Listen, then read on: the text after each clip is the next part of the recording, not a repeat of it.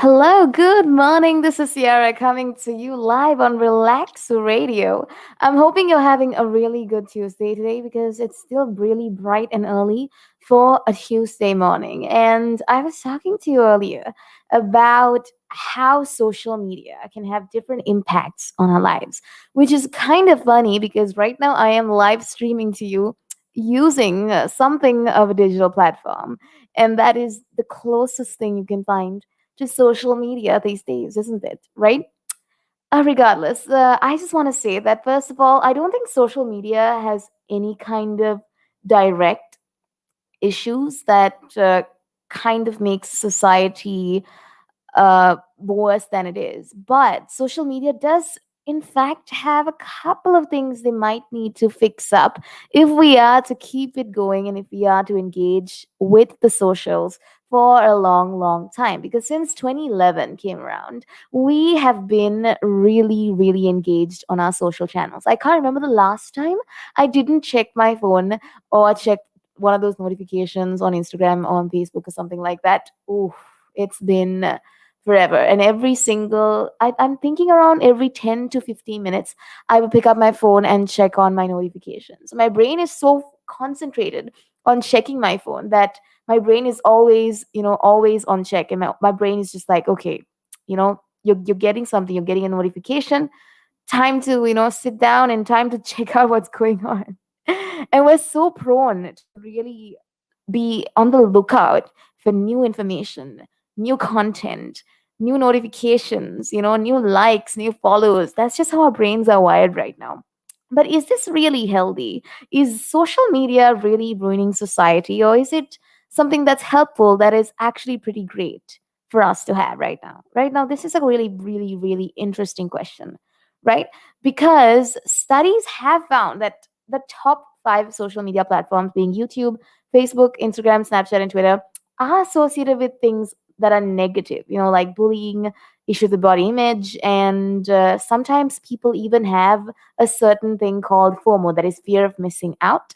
And you might have heard of this because it is the idea that your friends or your colleagues are out there having a blast and having a good time, and you are not having as much fun because the social media channels that we are on most of the time really depict a different image and they show us a different light of what is actually happening.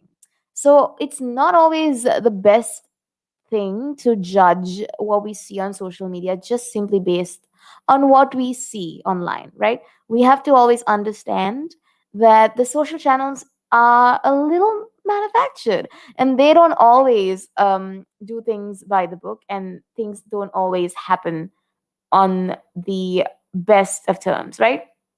So it's always important to have a very keen eye when you are on social channels, because if you choose to be on social channels, you are choosing to be amidst all the chaos and the excitement, the happiness, the sadness, the sorrows, the memes, and everything in between, right? So I need you to understand that sometimes it's not necessarily the fact that it is a platform that is bad for us, it's just the way in which we utilize the platform. So if you're on Facebook and if you're on Instagram and if you're on something like Twitter, right? If you make sure that whatever you're consuming, whatever content that you are consuming for yourself is in fact um, healthy in terms of content and in quantity, right? That whatever content you put out is of course something that will not be a negative impact to another human being. If the content that you put out will in fact be something productive, something engaging, something that another person finds value in, or maybe just something that makes you feel good, right? So these things, if you are careful enough to really figure out your way through your social channels and find out how you can engage with people on your social channels and still take things one thing at a time and still take things really slowly. I'm telling you, you can find a fine balance of everything and find the best of both worlds, both real and digital, right? Of course, there has been a bit of a rise in mental health disorders among teens who have been linked to social media because See, young adults make up most of the platform, and young adults are the ones who are mostly engaged in creative sites like TikTok and Instagram, right? And the problem with this particular thing is the fact that young adults are, they're just not too aware of what's going on. We're all learning after all. And when you are a teenager, you still haven't experienced most of the things in life. You haven't seen the ups, the incredible highs and lows of high school football. So, to quote an incredible person who I've been kind of obsessing with when I was a teenager, I'm talking about a specific TV show. If you watched it, you watched it. But regardless, what I'm trying to get at is, see, the teenagers and the youth always kind of sort of get involved and entangled in things they shouldn't necessarily be entangled in. And as a teenager, they don't have as much experience to understand, what is the best way to go about a certain thing and what's not the best way. And that is not a person's fault because we are all growing after all. We are all human beings. We are growing day by day. And it's just all within ourselves. And this is how we go about everything that we go about. So you can't necessarily point fingers and say, oh, hey, this is because the teenagers are always active on social media and, they don't know how to use it. So it's their fault. Or you can't blame fingers at the social media sites in itself and be like, oh, no, this site is toxic and this site is not something that I recommend, right?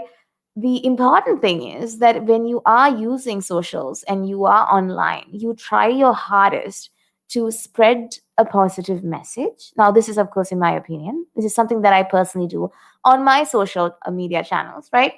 And to really understand that you are a little actor in a sea of actors, and even your tiny action can have an impact on a person who might come across what you say, who might come across what you post, who might come across your comments or a reply that you made to something on Instagram or even a video that you made on YouTube. These things, content is so easy to grasp onto. So you have to be very careful when it comes to the message that you spread on social media. You need to always be careful that when you are on the social channels, you try your hardest not to let it affect you